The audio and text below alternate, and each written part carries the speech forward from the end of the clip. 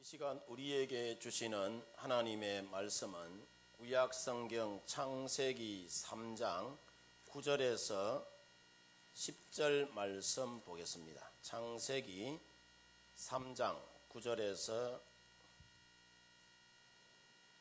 10절 말씀 우리 다 같이 한 목소리로 큰 소리로 같이 한번 읽어봅니다. 시작. 여호와 하나님이 아담을 부르시며 그에게 이르시되 네가 어디 있느냐 이르시되 내가 동산에서 하나님의 소리를 듣고 내가 벗어섬으로 두려워하여 숨었나이다. 아멘. 할렐루야. 오늘도 함께 이 예배의 자리에 나오신 우리 성도 여러분들 모두에게 하나님의 크고 놀라우신 은혜와 또 사랑이 은총이 언제나 넘쳐나기를 바랍니다. 어느 대학에서 정치 외교학과 학생들을 중심으로 하여서 설문조사를 했다고 합니다. 학생들에게 질문하기를 어떤 지도자를 존경하는지, 가장 존경하고 싶은 지도자가 누구인지 설문조사를 했더니 가장 많은 대답이 미국의 제16대 대통령인 아브라함 링컨 대통령이고 두 번째 존경받는 지도자가 영국의 총리를 지낸 윈스턴 처칠이라고 그렇게 대답을 하더랍니다. 이유가 뭐냐라고 그렇게 물었더니 두 분 다 어려운 환경을 극복하고 한 사람은 대통령이 되고 한 사람은 수상이 됐기 때문이다 라고 그렇게 대답하더라네요. 자, 우리가 처칠 같은 경우를 보면은 처칠이 정계에서 은퇴한 후에 모교의 교장 선생님의 그 간곡한 부탁이 있어서 모교 강단에 선 적이 있는데 교장 선생님이 학생들에게 처칠을 소개하기를 학생 여러분, 우리 모교 출신의 훌륭한 선배이자 영국에서 가장 존경받는 총리가 처칠이라고 그렇게 소개하면서 한 말씀도 우리 학생 여러분들 놓치지 말고 잘 들으라고 학생들에게 간곡히 부탁하고 이제 강단을 내려갔는데 강단에 올라선 이 처칠의 강의 내용이 딱 3마디였다고 해요. 3마디. Never give up. 절대로 포기하지 말라. Never give up. 절대로 포기하지 말라. Never give up. 절대로 포기하지 말라. 라는 이 3마디만 딱 하고 처칠이 강단에서 여러 번 내려왔다고 합니다.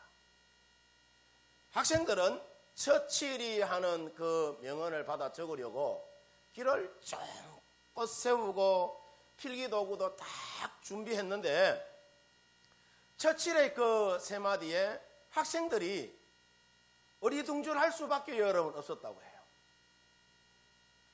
그런데 처칠이 말한 그 3마디가 후배 학생들의 머리에서 떠나지를 않았다고 합니다. 그뿐 아니라 이 처칠이 어느 날 또 옥스포드 대학, 영국에서 가장 유명한 옥스포드 대학의 졸업식에 이제 초청받아서 축사를 하게 되었는데 그때도 마찬가지로 Never give up, never give up, never give up 이렇게 이야기를 하면서 학생 여러분 절대로 포기하지 마십시오. 절대로 포기하지 마십시오. 절대로 포기하지 마십시오. 라는 그런 3마디를 학생들에게 남기고 또 용기와 희망을 그 학생들에게 심어줬다고 해요. 자, 이렇게 윈스턴 처칠이 중요한 자리에서 건면할 때마다 자, 이렇게 말한 이유가 여러분 있는데 처칠이 어떤 사람이냐면은 귀족 가문의 상속자로 오늘날로 말하면은 금수저로 태어난 사람이에요. 이분이 금수저로 태어났지만은 그의 행실이 젊은 날 올바르지 않아서 어느 누구에게도 처음에는 이 처칠이 그러니까 이 관심을 보이지 못했다고 해요. 그래서 처칠의 학생 시절은 늘 주목받지 못하였고 또 공부도 지질이 못했다고 합니다. 중학교 들어갈 때 최저 성적으로 들어갔고 성적이 워낙 나빠서 대학 진학은 이분이 엄두도 여러분 내지 못했다고 합니다. 요즘이야 여러분 사관학교가 인기가 있어서 가기 여러분 굉장히 힘이 들지만은 예전에 처칠이 살던 시절에는 그러지 않았던 것 같아요. 대학을 지나가지 못하면은 군인이라도 해서 밥 벌어 먹으라고 남자들에게는 인생의 마지막 보루로 사관학교에 시험 봐서 들어가던 그런 시절이 아마 있었던 것 같습니다. 해서 처칠도 이때 육군사관학교에 시험을 여러 번 보게 되는데 그것도 2번이나 낙방하고 겨우 삼수해서 육군사관학교에 들어가게 됩니다. 처칠을 가르치던 선생님 중에 한 분이 처칠에 대하여서 이야기하기를 뭐라고 평가하느냐 하면 처칠 저 사람은 키가 작고 붉은 얼굴을 가진 가장 멍청한 사람이다라고 그렇게 생활기록부에 여러분 그렇게 적혀있다고 합니다.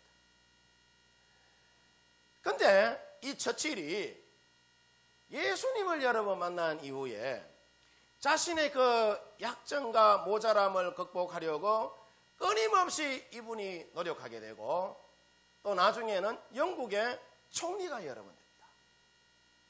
영국의 총리가 된 이후에 1943년 2차 대전 때에 독일의 비행기가 하루에 1,000대 이상 이 런던을 여러 번 막 공격해 올 때에 이 처칠이 대국민 연설을 합니다. 국민 여러분, 절대로 포기하지 마십시오. 절대로 포기하지 말라고 영국의 BBC 국영방송을 통하여서 대국민 연설을 하는데 이분이 이야기가 우리가 전쟁에서 이기려면은 우리가 가지고 있는 이 땅과 피와 눈물밖에 없다고 하면서 처칠이 전 국민들에게 호소하죠. 그 방송을 들은 이 영국 군인들이 3일 분량의 양식을 가지고 15일을 여러 번 견디면서 전쟁에서 결국에는 여러분 승리하게 됩니다. 그뿐 아니라 이 처칠은 고등학교 시절에 영문학을 낙제 점수 받은 여러분 학생이에요. 그런데 이분이 세계 2차 대전의 그 회고록을 작성하여서 이분이 노벨 문학상을 여러분 받습니다. 대단하죠? 별로 감동이 없는가 봐요. 자, 이와 같은 것은 어떤 상황에서도 절대로 포기하지 않는 처칠의 그 성품이 처칠을 그렇게 여러분 보고만 해서 만들어간 것입니다. 이처럼 하나님도 어떤 상황에서도 절대로 우리를 포기하지 않는 그런 성품을 지닌 분이 여러분 누구냐? 여호와 하나님이시란 말이에요. 우리가 성경을 보면은 하나님은 자신을 향하여서 등을 돌린 아담과 그의 후손들을 절대로 하나님이 포기하지를 않아요. 아담아, 아담아, 나는 너를 절대로 포기할 수 없단다. 아담아, 네가 어디에 있느냐라고 이야기하면서 끝까지 찾으시는 것이 성경이 말하는 여러분 복음이요, 또 하나님의 여러분 마음입니다. 여러분, 하나님이 천지를 창조하신 후에 아담과 그의 후손들에게 주신 최고의 여러분 특권이 있다면은 그것이 여러분 뭐냐 하면은 우리 인생에게 자유의지라는 것을 주셨어요. 그런데 이 아담과 하와가 이 특권을 가지고 자신을 여러분 세워가기보다는 선악을 알게 하는 열매를 보고 자, 먹음직도 하고 보암직도 하다면서 하나님의 영역을 침범하여서 완전히 자신을 뭐하죠? 망쳐버리게 돼요. 여러분, 우리가 신앙생활 하면서 해야 될 일이 여러분 중요한 일이 있어요. 뭐냐 하면은 잘 들으시기를 바랍니다. 다른 건 다 해도 좋아. 하나님의 영역을 침범하면은 하나님께서는 여러분 용서가 없습니다. 하나님은 근데 그럼에도 불구하고 하나님은 그들의 자유의지를 하나님께서 해소하지 않으시고 언제나 인격적으로 그들을 여러분 대우해 줍니다. 물론 그들이 에덴 동산에서 쫓겨나기는 했지만은 말이죠. 아담과 하와가 범죄하여 숨었을 때에 아담과 하와를 찾아오신 하나님의 모습을 여러분 한번 보십시오. 천지를 창조하신 음하신 여러분 그 하나님의 모습으로 와서 피조물을 여러분 대하듯이 마구 대하지 않습니다. 오히려 집 나간 자식을 찾아 나서는 아버지의 모습으로 다가서는 여러분 그런 상황을 여러분 우리가 보게 돼요. 우리가 마태복음 11장 28절에서 29절 말씀에 보면은 하나님이신 예수님의 여러분 성품을 우리가 볼 수가 있는데 거기 보면은 이렇게 적혀 있습니다. 수고하고 무거운 짐을 진 자들아 다 내게로 오라. 내가 너희를 쉬게 하리라 라고 이야기하잖아요. 그렇게 말씀하시면서 예수님이 뭐라고 이야기하느냐. 나는 마음이 온유하고 겸손하니 내게 와서 배우라 라고 여러분 이야기를 해요. 그런데 이 성품이 비단 예수님만이 여러분 갖고 있는 성품일까요? 성부 하나님의 성품도 예수님의 그 성품과 결코 여러분 다르지 않습니다. 하나님 당신을 배신한 죄인을 찾아가신 모습을 여러분 한번 보십시오. 너무나도 따뜻하고 자상하며 온유하고 겸손하게 대하는 아버지의 여러분 그 모습을 보게 돼요.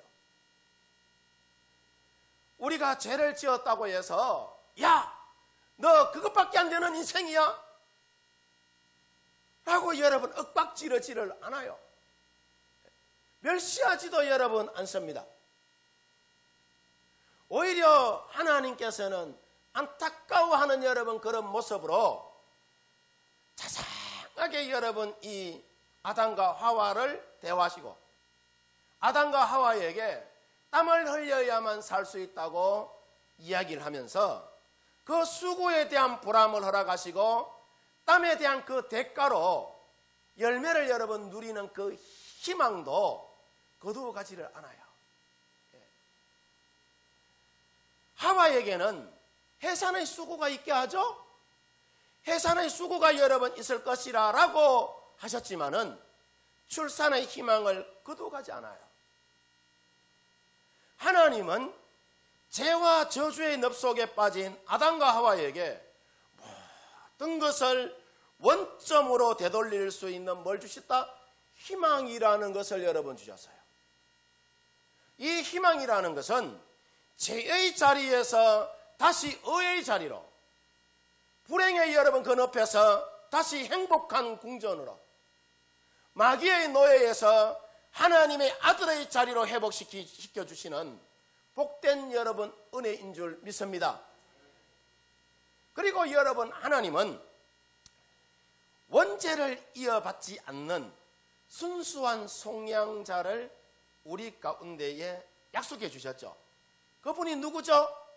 여인의 후손이신 여러분 예수 그리스도예요.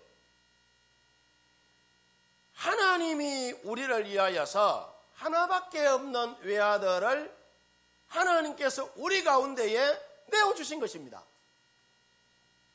사실 여러분 한번 보시기를 바랍니다. 하나밖에 없는 아들, 둘도 아니고 하나밖에 없는 외아들을 내어준다는 것은 자신의 전부를 내어주는 것보다 더 큰 고통과 아픔을 동반한 어렵고 힘든 여러분 그런 일임에도 불구하고 아담과 그 후손들에게 하나님께서는 희망을 여러분 주시고 그 희망을 이루어가기 위하여서 하나님이 가장 소중한 여아들을 뭘로 여러분 내어놓으셨어요? 그냥 내어놓으셨어요? 제물로 여러분 내어놓으신 거예요. 우리 인간의 죄를 속량하기 위해서. 이런 하나님의 마음을 사도 요한이 가장 잘 표현한 성경 구절이 있는데 요한복음 3장 16절이에요. 여러분 잘 아는, 우리 한번 같이 읽어볼까요? 시작. 하나님이 세상을 이처럼 사랑하사 독생자를 주셨으니 이는 그를 믿는 자마다 멸망하지 않고 영생을 얻게 하려 하심이라. 아멘입니까? 그뿐만 아니라 여러분 사도 바울도 이 은총에 대하여서 로마서 5장 8절에 보면은 우리가 아직 죄인 되었을 때에 그리스도께서 우리를 위하여 죽으심으로 하나님께서 우리에 대한 자기의 사랑을 뭐 하셨다? 확정하셨다라고 여러분 말씀합니다. 이렇게 우리에게 죄악의 늪에서 희망을 주신 하나님은 우리 스스로가 그 희망을 이루어가라라고 여러분 말씀하지 않아요. 그 희망을 하나님의 그 성실하심으로 하나님이 앞서 우리 가운데에 이루어 가시는 것을 여러분 봅니다. 모든 처지를 그러니까 우리 인생에 있어서 처지를 되돌아 놓으실 여인의 후손을 약속하신 그 하나님은 절대로 우리를 포기하지 않고 우리의 여러분 구원을 하나님께서는 이루어 가시는 것을 여러분 보죠. 이처럼 포기하지 않고 성실하게 우리의 희망을 이루어가는 하나님의 모습을 우리가 신구약 전체를 통하여서 볼 수 있는데, 여러분 이것은 성경의 역사적 기록 전체가 바로 우리의 희망과 구원을 이루어 가시는, 그러니까 하나님의 일하심에 대한 기록이라는 것이죠. 성경이 그렇잖아요. 신구약, 그러니까 구약 성경 39권은 앞으로 오실 누구에 대하여서 이야기한 것이죠? 예수 그리스도에 대하여서 이야기하는 것이잖아요. 그리고 신약 성경 여러분 이 27권은 오신 예수 그리스도에 대하여서 여러분 이야기하시는 것이잖아요. 그래서 하나님은 아담에서부터 시작해서 우리 모두에게 무엇을 주신다? 성경을 통하여서 희망이라는 것을 여러분 줍니다. 심지어 아벨을 죽인 가인에게도 하나님은 희망을 주셨고, 노아에게도 하나님은 희망을 주셨고, 아브라함에게도 하나님은 희망을 주셨고, 아버지를 속이고 도망친 야곱에게도 하나님은 희망을 주셨어요. 그뿐인가요? 믿는 자를 잡아서 여러분 죽이고 핍박하는 여러분 사울에게도 하나님은 희망이라는 것을 아끼지 않았습니다. 그래서 우리가 어디 안에 들어오면은, 복음 안에 여러분, 저와 여러분이 들어오면은 희망의 요소가 여러분 있고, 믿음 안에 희망의 요소가 담겨져 있고, 또 성령 안에서 희망의 요소가 있는 것을 여러분 우리가 보게 됩니다. 그래서 우리가 어떤 상황과 또 경우라도 하나님 안에 있으면은 불가능한 것이 없고, 뭐가 있고? 희망이 있고, 그 희망을 뭐 할 수가 있다? 우리가 꿈꿀 수가 여러분 있는 줄 믿습니다. 우리가 복음 안에 있는 희망의 요소들을 보면은, 고린도전서 1장 26절에서 28절에 보면은 사도 바울 선생이 그런 이야기를 합니다. 형제들아, 너희를 부르심을 보라. 육체를 따라 지혜로운 자가 많지 아니하며, 능한 자가 많지 아니하며, 문벌 좋은 자가 많지 아니하도다. 그러나 하나님께서 세상의 미련한 것들을 택하사 지혜 있는 자들을 부끄럽게 하려 하시고, 세상의 약한 것들을 택하사 강한 것들을 부끄럽게 하려 하시며, 하나님께서 세상의 천한 것들과 멸시받는 것들과 없는 것들을 택하사 있는 것을 어떻게 하신다? 폐하려 하신다라고 이야기를 해요. 이 말은 우리가 복음 안에 있으면은 세상에 육신적으로 지혜 있는 이 사람이 얼마나 되겠으며 또 능력 있고 가문 좋은 사람이 얼마나 되겠느냐라는 거예요. 하나님께서는 지혜로운 사람을 부끄럽게 하려고 세상의 어리석은 것들을 여러분 택하셨고, 강한 것들을 부끄럽게 하려고 세상의 약한 자들을 하나님께서는 택하셨다는 것입니다. 그뿐 아니라 하나님께서는 세상의 교만한 자들을 물리치시고 세상의 천한 것들과 멸시받는 것들과 아무것도 아닌 것들을 하나님은 여러분 택하여 세워주셨다는 거예요. 왜냐하면 세상이 제 아무리 뭐가 있고 지혜가 있고 힘이 있어도 하나님의 지혜와 힘에 미치지 못하기 때문이라는 거죠. 그래서 우리가 복음 안에 있으면은 우리가 희망이라는 것이 여러분 있습니다. 우리가 복음 안에 있으면은 구원의 은총이 우리 가운데 여러분 주어지는 줄 믿습니다. 그 다음 여러분 우리가 요한복음 14장 12절에 보면은 믿음 안에서 가지는 희망을 우리가 보게 되는데 거기 보면 이렇게 적혀 있어요. 나를 믿는 자는 내가 하는 일을 누구도 할 것이요 그도 할 것이요 또한 그보다 큰 일도 한다라고 이야기를 해요. 이 말은 우리가 예수님을 믿는 어디 안에 있으면은 믿음 안에 여러분 우리가 있으면은 우리가 하나님이 하는 일뿐만 아니라 그보다 더 큰 일도 우리가 어떻게 한다? 하게 될 것이다 라고 여러분 이야기를 합니다. 그뿐인가요? 히브리서 11장 1절에서 2절에 보면은 우리가 믿음 안에 있을 때에 우리 조상들이 믿음으로 하나님께 인정받은 것처럼 우리가 바라고 소원하는 것들을 실제적으로 하나님은 뭐하게 하신다? 보게 할 것이다 라고 이야기해요. 믿음은 바라는 것들의 실상이요 보이지 않는 것들의 증거다라고 이야기하잖아요. 그 다음 여러분 우리가 고린도전서 2장 9절에서 10절에 보면은 성령 안에 있는 희망의 요소들을 여러분 이야기합니다. 거기 보면 이렇게 적혀 있어요. 기록된 바 하나님이 자기를 사랑하는 자들을 위하여 예비하신 모든 것은 눈으로 보지 못하고 귀로 듣지 못하고 사람의 마음으로 생각지도 못하였다함과 같으니라. 오직 하나님이 성령으로 이것을 우리에게 보이셨으니 성령은 모든 것 곧 하나님의 깊은 것까지도 뭐한다? 통달하신다라고 이야기를 해요. 이 말씀은 우리가 성령 안에 저와 여러분이 거하여 있을 때에 우리 눈으로 보지 못하고 귀로 듣지 못하고 사람의 여러분 마음에 떠오르지 않는 것들을 하나님께서는 자기를 사랑하는 사람들을 위해서 성령을 통하여서 이 모든 것들을 뭐하게 하신다? 보게 하시고 듣게 하시고 깨닫게 하신다는 이야기예요. 그뿐 아니라 우리가 성령 안에 있을 때에 성령께서는 우리의 모든 것뿐만 아니라 하나님의 깊은 것까지도 자세히 살피게 하신다라고 이야기해요. 살피게 하신다. 그래서 여러분 모두 성령 안에 거하는 삶을 살아가시기를 주님의 이름으로 축원드립니다. 축원드립니다. 여러분 우리가 성령 안에 거하려면은 예배 잘 드려야 돼요. 기도 열심히 하셔야 돼요.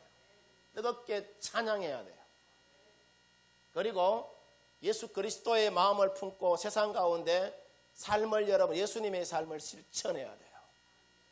그래야지 여러분 우리 가운데 성령이 역사하시는 거예요. 그리고 성령이 일하시는 거예요. 아멘입니까? 그 무거운 여러분 납덩어리가 보세요. 납덩어리들 보세요. 물에 빠지지 않는 원리가 있어요. 뭐냐 하면은 배 위에 있으면은요 물이 무거운 납덩어리라도 절대로 물에 빠진다 안 빠진다? 안 빠집니다. 빠지지 않습니다. 자, 이처럼 우리도 성령의 여러분 그 손 위에 우리 인생을 딱 하고 올려놓으면은 안전하게 여러분 뜰 수 있어요. 아멘입니까? 아멘? 별로 아멘을 안 하네. 어느 날 쥐 한 마리가 고양이에게 막 쫓기다가 술독에고만 툭 하고 여러분 빠졌다고 합니다. 술독에서 나온 쥐가 고양이에게 하는 말이, 야 고양이 너 이리 와봐, 이리 와봐 하면서, 너 죽으려고 한장했니? 왜 자꾸 나를 따라다녀? 너 이리 와봐, 너 이리 와봐 라고 막 고양이에게 앵기더랍니다.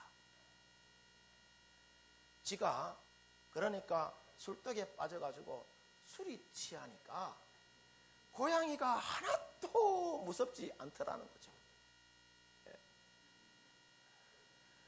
자, 우리가 성령 안에 여러분 거하면은 세상이 두려울 것이 여러분 없어요.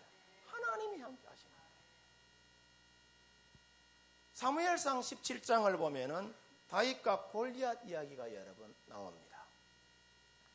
하나님의 은혜로 성령으로 충만한 이 다윗이 아버지 심부름으로, 자, 형들이 블레셋과 전쟁 중에 있는 이 엘락 골짜기로 아버지 이새가 준비해 준 떡공곡식과 떡 10덩어리를 들고 형들을 이문하잖아요. 이문 가서 보니까 이스라엘 군과 블레셋 군이 대치해 있고, 블레셋의 여러분 장군 골리앗이 임따만한 사람이 나와서 싸움을 막 떠듭니다. 너희 중에 한 사람이라도 나와서 내하고 싸워서 너희가 이기면은 우리가 너희 종이 되고, 너희가 지면은 우리를 섬길 것이다 라고 이야기하면서 이스라엘 군대를 모욕하자 사울과 온 이스라엘 병사들이 그 여러분 골리앗의 말에 벌벌 여러분 떱니다. 두려워서. 그러면서 병사들끼리 하는 이야기가 뭐냐 하면은, 이보게 자네 들었는가? 무슨 이야기를? 사울왕이 블레셋의 장군 골리앗을 죽이는 사람에게는 재물도 부하게 주고 또 딸도 줄 뿐만 아니라 세금도 감면해 준다는 이야기 자네 들었는가? 라고 그렇게 자기들끼리 막 수근수근 하고 있으니까 곁에 있던 다윗이 이 이야기를 듣고, 도대체 이 사람이 누구에게 살아계신 하나님의 군대를 모욕하느냐 하면서 막 격분하자 이 이야기를 듣고 있던 사람들이 사울 왕에게 여러분 다윗을 소개해요. 그래서 사울 왕이 다윗을 여러분 부르잖아요. 다윗이 사울 왕에게 가서 말하기를, 왕이시여, 이 일로 인하여서 낙심하지 마십시오. 주의 종이 가서 블레셋 사람과 싸우겠다라고 이야기하자 사울 왕이, 너의 용기는 참으로 가상하다마는 저 사람은 전문적인 군사 교육을 받은 용사이고 너는 유대 강야에서 양치는 목동인데 네가 어떻게 가서 싸우겠느냐라고 이야기하자 다윗이 여러분 뭐라고 이야기합니까? 왕이시여, 걱정하지 마십시오. 제가 아버지 양을 칠 때에 사자나 곰이 와서 양떼에게서 새끼를 물어가면은 내가 따라가서 그것을 치고 그 입에서 새끼들을 건져내었고, 사자나 곰이 양떼를 해하고자 하면은 내가 그 수염을 잡고 사자와 곰을 쳐 죽였다고 하면서 주의 종이 사자와 곰도 쳐 죽였는데, 살아계신 하나님의 군대를 모욕하는 저 할례받지 못한 저 블레셋 사람을 제가 못 이기겠습니까? 라고 이렇게 자신만만하게 이야기를 합니다. 그러자 사울 왕이 그럼 한번 해보라라고 이야기를 해요.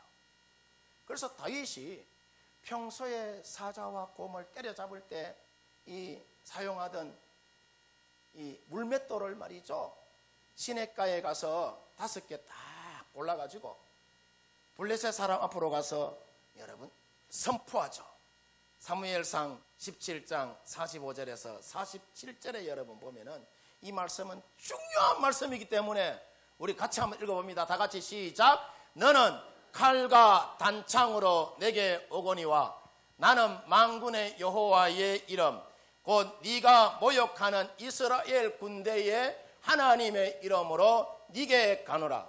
오늘 여호와께서 너를 내 손에 넘기시리니 내가 너를 쳐서 네 목을 베고 블레셋 군대의 시체를 오늘 공중의 새와 땅의 들짐승에게 주어 온 땅으로 이스라엘에 하나님이 계신 줄 알게 하겠고 또 여호와의 구원하심이 칼과 창에 있지 아니함을 이 무리에게 알게 하리라. 전쟁은 여호와께 속한 것인즉 그가 너희를 우리 손에 넘기겠다. 아멘. 블레셋 사람 골리앗 앞으로 나가서 한 방에 여러분 다윗이 골리앗을 여러분 넘어뜨리죠. 자, 이처럼 여러분 우리도 성령의 충만함을 받으면 우리가 성령으로 취하게 되면 세상이 여러분 작게 보이고 온갖 두려움이 다 사라지게 되는 거예요. 우리 앞에 여러분 골리앗과 같은 인생의 장벽이 시험덩어리가 있지 말라는 법이 있어요. 수도 없이 여러분 밀려옵니다. 물질의 문제이든 가정사의 여러분 문제이든 여러분 또 사업의 여러분 문제이든 우리 인생사 수많은 문제들이 여러분 우리 가운데 밀려옵니다. 우리 인생이 한 치 앞을 내다볼 수 없는 그런 인생 여러분 살아가잖아요. 앞서 말씀드렸습니다마는 우리가 지혜가 있다는 들 얼마나 있겠습니까? 우리가 힘이 있다는 들 얼마나 있겠습니까? 하나님의 지혜를 여러분 구해야죠. 하나님의 은혜를 여러분 구해야죠. 하나님의 은혜를 구하면은 자 우리가 성령으로 여러분 충만하면은 성령의 역동성 속에 여러분 우리가 사로잡히게 되면은 우리에게 있어서 희망의 지경이라는 것이 넓혀지게 되는 것이고 주님 여러분 말씀하신 것처럼 예루살렘과 온 유대와 사마리아와 땅끝까지 이르러 주님의 정인된 여러분 삶도 우리가 살아가게 되는 것이고 세상에 어떤 환난이 공고가 핍박이 어려움이 역경이 질병이 저주가 두려움이 물밀듯이 여러분 밀려온다 하더라도 하나님이 이기게 하시고 승리하게 하시는 줄 믿습니다. 바라기는 우리 성도 여러분들 모두 오늘 성경에 아담과 그 후손들이 가장 비참한 절망에 여러분 받았을 때에 하나님께서 따뜻하게 다가오셔서 그 절망의 늪에 있는 우리에게 희망을 주시고 복음 안에서 믿음 안에서 성령 안에서 행복을 누리고 나누는 그런 삶을 살게 하신 것처럼 오늘날 우리가 이와 같은 하나님의 그 마음을 갖고 우리도 어디 안에서 복음 안에 희망을 갖고 살 뿐만 아니라 이 땅의 수많은 사람들에게 희망을 나누어주는 그런 여러분 믿음의 삶을 우리 성도 여러분들이 펼치며 살아나가시기를 주님의 이름으로 축원드립니다.